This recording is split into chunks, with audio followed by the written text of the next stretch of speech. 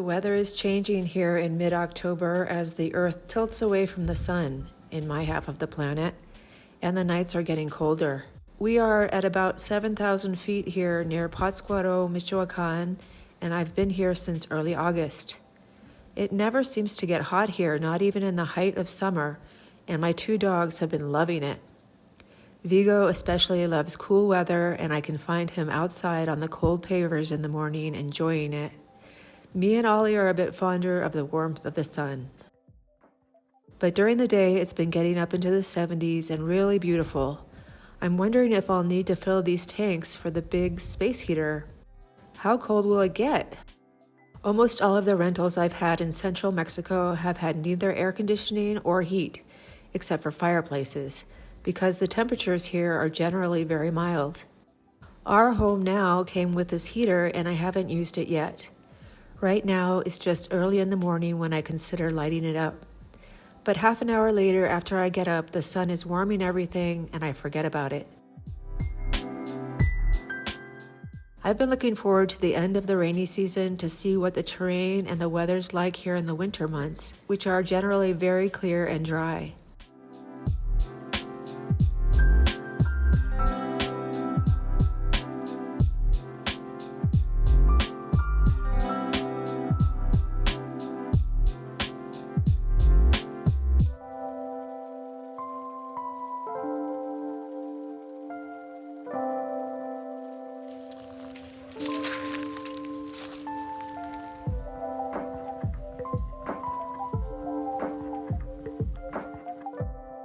I'm excited today because I'm doing something I've wanted to do for months. I'm going to the island of Janitzio on the ferry from Patzcuaro.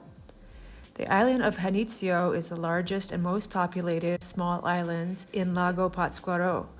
Janitzio can only be reached by boats, which run regularly back and forth from about 7 a.m. to 7 p.m., and it costs 100 pesos for a round-trip ticket on the ferry. I stopped briefly in central Pátzcuaro to pick up a friend, and then we made the quick drive to the pier.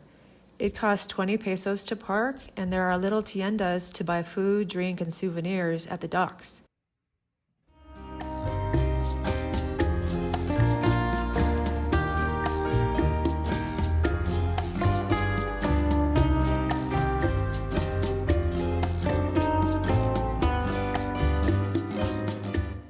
After buying a ticket, we had a seat on one of the colorful boats.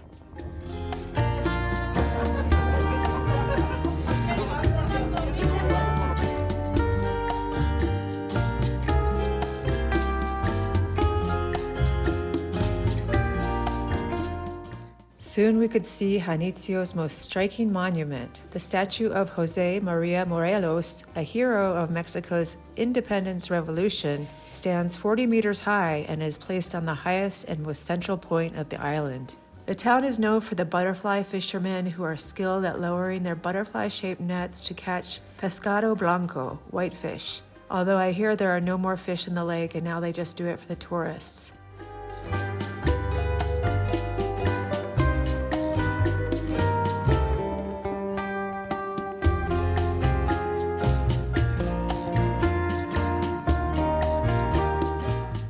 We came on a late Friday morning, and although the boat was mostly full, the island was quiet and peaceful, as if the islanders were just getting ready for the onslaught of tourists.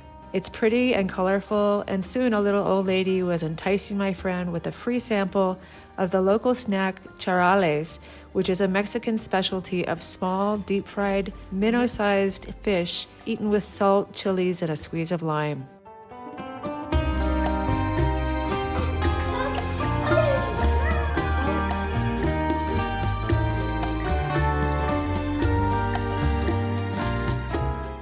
The hike up to the statue of Morelos is a bit steep, and we took breaks throughout our walk for a little shopping and photography. There are many vendors selling artisan goods, foods, and drinks along the way on the hike up to the statue.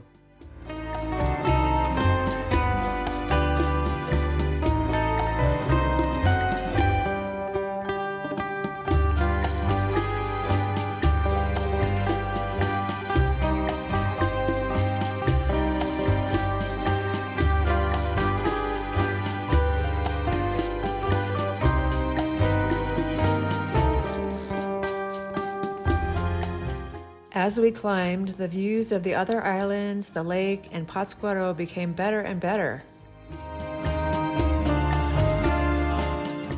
A couple of years ago, another attraction was added to Janitzio, a zip line with a length of about 1,200 meters, going all the way to the next closest island, Pacanda. Zip line on the island of Janitzio.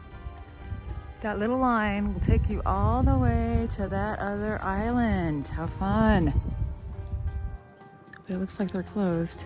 A little boat will take you back to Janitzio. This looked really exciting, but unfortunately, there was no one around and it appeared to be closed.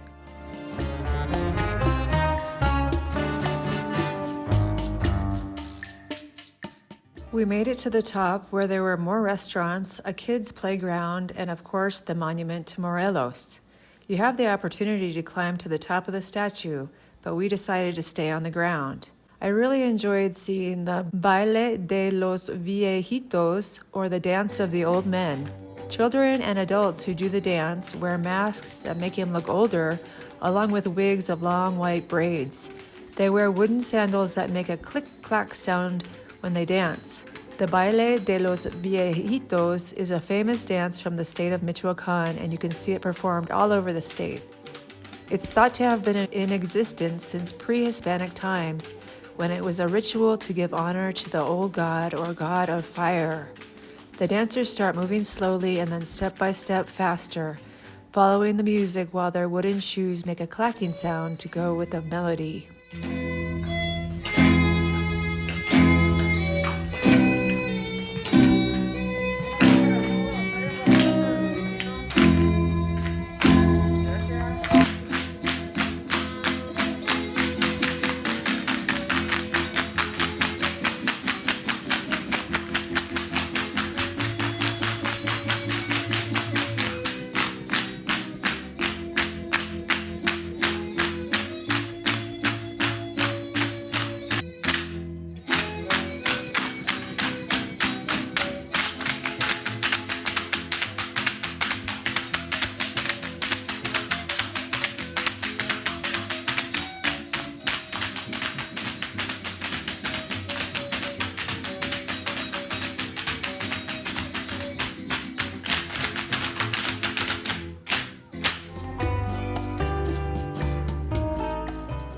It was a beautiful day, and as we made our way back down, my friend bought a Katrina that she had fallen in love with for a very reasonable price, and they even wrapped it really well for her flight home. We wandered around until we found the cemetery, the Panteon. This is where all the magic happens on the Night of the Dead. It is said that there are thousands of tourists here for the celebration, and that the wait to get on a boat is 3 hours long. As part of this festivity, candle-lit boat processions make their way to the island and then to Janitzio's church and graveyard, remaining there for the night for a large festive vigil with much eating and drinking involved. There are altars of flowers, bread, fruit, symbols, and icons to honor loved ones who are no longer present. It's truly a unique celebration in Mexico. It was time to head back to the mainland, and we got on a boat with the band. I was sorry we had not stopped for a drink. Some passengers had Day of the Dead skull cups for their cervezas.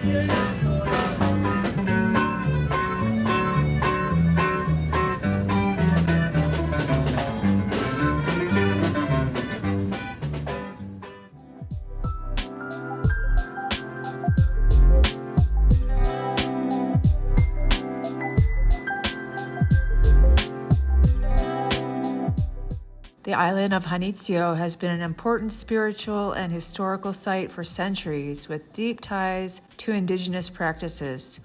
The natural beauty of the lake, the friendly people,